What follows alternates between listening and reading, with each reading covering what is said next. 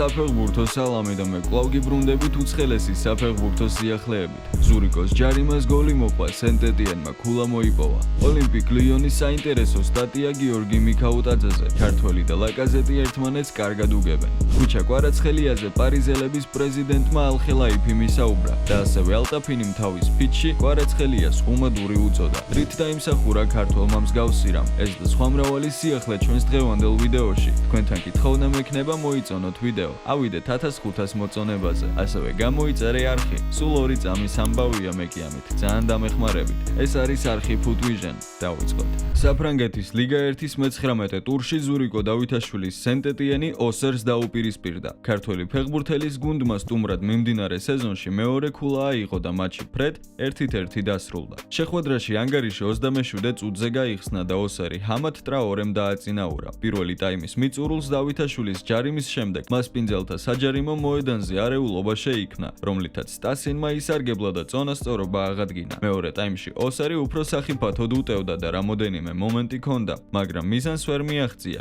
სენტ-ეტიენს კი ბევრი არაფერი გამოუვიდა. ზურიკოს რაც შეეხება დავითაშვილმა მატჩი შეუცვლელად ჩაატარა და სოფასკორმა მისი თამაში 6.6 ქულით შეაფასა. ზურიკო ბურთს 63-ჯერ შეეხო და 39-დან 34 ზუსტი პასი გააკეთა, რაც საკმაოდ კარგი სტატისტიკაა. დავითაშვილს 1 ზუსტი დარტყმა ჰქონდა, 1 საკვანძო გადაცემა მიითვალა. ქართველ შემტევს 5-დან 2 წარმატებული დრიბლინგი ჰქონდა, თუმცა 11 ორთაბრძოლიდან მხოლოდ 2 მოიგო. ცნობისთვის სენტ-ეტიენს 18 ქულა დაუგროვდა და გასავარდ ზონას თავი დააღწია. ზურიკოს გუნდი მომდევნო შეხვედრას 1 თებერვალს ლილის წინააღმდეგ გამართავს. წარმატებები ზურიკოს ამ შეხვედრაში იმედია გაგვახარებს თავისი გოლებით და საგოლე გადაცემებით. საფრთხე ალისონს მამარდაშვილისგან. როგორი იქნება გიორგი მამარდაშვილის მდგომარეობა ლივერპულში გადასვლის შემდეგ. ლივერპულიდან წასვლის წინ იურგენ კლოპმა ალისონ ბეკერზე განაცხადა, რომ ბრაზილიელი არა მხოლოდ ინგლისის პრემიერ ლიგის, არამედ მსოფლიოს საუკეთესო მეკარე იყო. იგივე განაცხადა არნე სლოტმა მასზე 10 დეკემბერს, სტუმრად ჟირონასთან მოგებული თამაშის შემდეგ, სადაც ბეკერმა 5 დასამახსოვრებელი სეივი შეასრულა.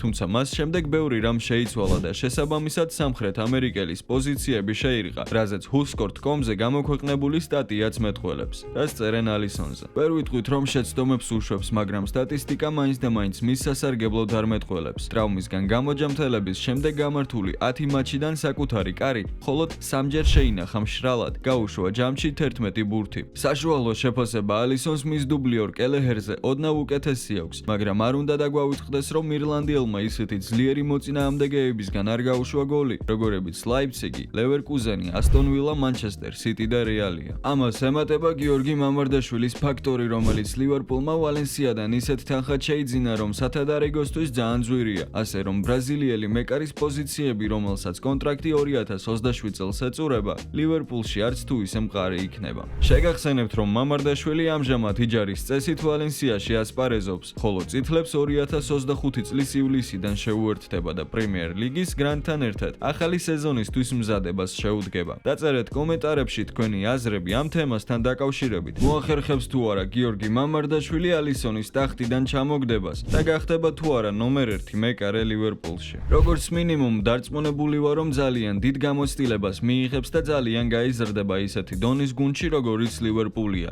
ეს ყველაფერი რა თქმა უნდა როგორც კლუბურ დონეზე, ასევე ნაკრების დონეზეც დაეხმარება. დინამო თბილისისა და ქუთაისის ტორპედოს ყოფილი მეკარე ანზორ კავაზაშვილი ხუჩა კვარაცხელიას პარი სენ-ჟერმენში ტრანსფერს გამოეხმაურა. კავაზაშვილმა 23 წლის ფეხბურთელი გააკრიტიკა და განაცხადა, რომ ის სეზონის ბოლომდე ნაპოლიში უნდა დარჩენილიყო, რასაც სრულიად არ ვეთანხმები, თუმცა მოვისმინოთ თუ რას ამბობს ანზორ კავაზაშვილი. ხუჩამ სპორტული ნდობის პრინციპები დაარღვია, რომლებიც მას ნაპოლიმ გამოუჩინა, როცა ნეაპოლურ კლუბში გადავიდა, ჯერ კიდევ არავინ იყო. შემდეგ კი როცა სპორტული სამუშაოს ბრწყინვალედ შესრულება დაიწყო, ვალდებულებები ბოლომდე არ მიიყვანა. კვარაცხელია ნაპოლიში სეზონის ბოლომდე უნდა დარჩენილიყო, მით უმეტეს რომ გუნდის სერია 100 სატურნირო ცხრილის ლიდერია. ამის ნაცვლად ის პარი სენ-ჟერმენში გადავიდა. როგორც ჩანს, აქ ფინანსურმა საკითხმა გადაწყვიტა ყველაფერი და ფრანგებმა მას ძალიან დიდი თანხა შესთავაზეს, რამაც მისი დაყოლიება განაპირობა. ხუჩა კვარაცხელია არის ადამიანი, რომელმაც იმედი გაგვიჩინა და სულ მივადევნებთ თვალს მის კარიერას. ის კიდევ ბევრი წელი იქნება ქართული ფეხბურთის იმედი, რომელიც თუ გამართლდა ძალიან ბედნიერები ვიქნებით. პარი სენ-ჟერმენში გადასვლა არც მე მომეწონა დიდად, თუმცა ვიაზრებ, რომ ეს მისი ცხოვრებაა, თანაც ბევრი დეტალია, რომელიც რომელიც ჩვენ არ ვიცით და ყველაფერს აქვს მიზეზი და ახსნა.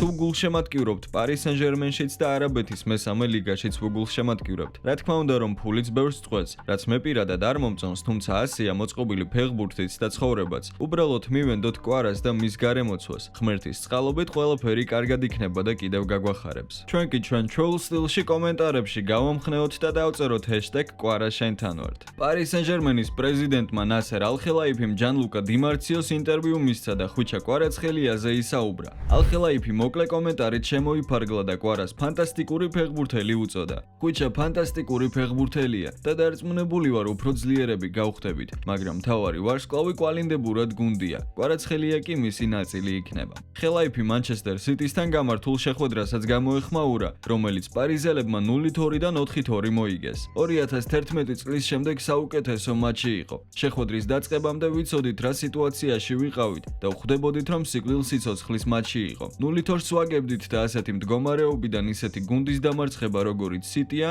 რომელსაც საოცარი ფეხბურთელები და მწვრთნელი ყავს, სიამაყი საფუძველია. შეგახსენებთ რომ ქართველი ფეხბურთელი Paris Saint-Germain-ს რამოდენიმე დღეა შეუერთდა და უდიდესი ალბათობით სადებიუტო შეხვედრას Reims-თან გამართავს. მატჩი 26 იანვარს არის ჩანიშნული და პირველის 5 წუთზე დაიწყება. ლუის ენრიკეს თქმით, კვარაცხელია მოედანზე გასასვლელად მზადაა და პრობლემები არ აწუხებს. ლეგენდარული ბრაზილიელი ფეხბურთელი ჟოზე ალტაფინი, რომელმაც პელესთან ერთად 1958 წლის მუნდიალი მოიგო, ხვიჩა კვარაცხელიას შესახებ საუბრობს. კვარაცხელიას გარეშე ნაპოლის შემადგენლობა სუსტია? ხვიჩამ ნამდვილად უმადურობა გამოიჩინა. ის ნამდვილი კორენგრატო გახლავთ. მე არა, ეს ის არის, რასაც თქვენ წლების განმავლობაში მე მეძახდით, მაგრამ მე კარგად მახსოვს, რომ ნაპოლის ჩემი კონტრაქტის გახანგრძლივება არ სურდა. ხვიჩა შემთხვევაში კი კლუბს ამის სურვილი ჰქონდა. ამჟამად ნაპოლის ძალიან კარგი დრო უდგას. ბერგამოში მოგება ადვილი არ არის, მათ რამოდენიმე მოთამაშე ფორმის პიკში ყავთ. ვისი შეძენაც ნაპოლის კვარას ნაცვლად უნდა. ამ მოთამაშეებიდან ერთი მაინც რომ გაიფორმონ გუნდი საგრძნობლად გაძლიერდება, თუმცა ახლაც კარგი გუნდია. ნერეში ჩინებულ ფორმაშია და ბევრ შანსს ქმნის.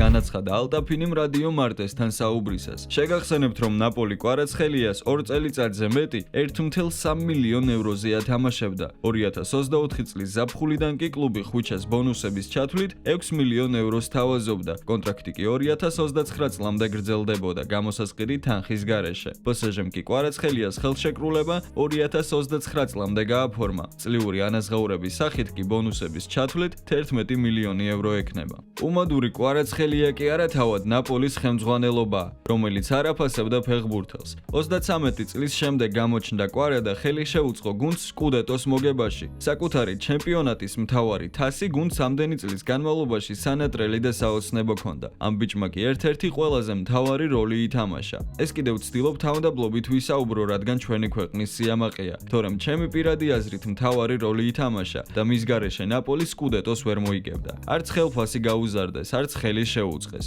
1000 შარში გახვიეს და რო გადავიდა სხვა კლუბში გააკრიტიკეს და გაკიცხეს. ამიტომ ალტაფინი როგორი დიდი ფეხბურთელიც არ უნდა ყოფილიყო, მისი სიტყვები კვარასთან დაკავშირებით სასაცილოა. დაწერეთ კომენტარებში თქვენი აზრი ამ საკითხთან დაკავშირებით. გამოცემა ოლიმპიკ ლიონმა მიქაუტაძეს სტატია მიუძღვნა. რას წერს გამოცემა? როდესაც მიქაუტაძეს ეკითხებოდნენ ლაკაზეტთან ერთად თამაშზე, ის ამბობდა, რომ ეს კარგი იდეაა, რომელმაც შეიძლება გაამართლოს. თუმცა ამის დასამტკიცებლად ან უარსაყოფად ხომ ჯერ მათი ერთად თამაში უნდა ვნახოთ. სეზონის დაწყების შემდეგ მიქაუტაძე და ლაკაზეტი ერთმანეთს ცვლიდნენ. გამონაკლისი კი პიერ საჟმა აგვისტოში სტრასბურგთან მატჩში დაუშვა. რომ არა მაიკლ ფოფანას ტრავმას შესაძლოა ახლაც გენერალი მოედანზე სწორედ ქართლის ნაცვლად შევიდოდა. პიერ საჟმა სუფთა ფორვარდად მიქაუტაძე დატოვა, ლაკაზეტს კი ცხრიანი სიახლოვეს თამაშის თხოვა. მატჩის შემდეგ საჟმა განაცხადა, რომ მიქაუტაძე და ლაკაზეტი შესაძლოა ერთად კიდევ ათამაშოს. რა თქმა უნდა, ეს შეიძლება განმეორდეს. 4-2-3-1 სათამაშო სქემაში ეს მისაღები იყო და ლაკაზეტის გამოსვლა ფოფანას ტრავმამაც დააჩქარა.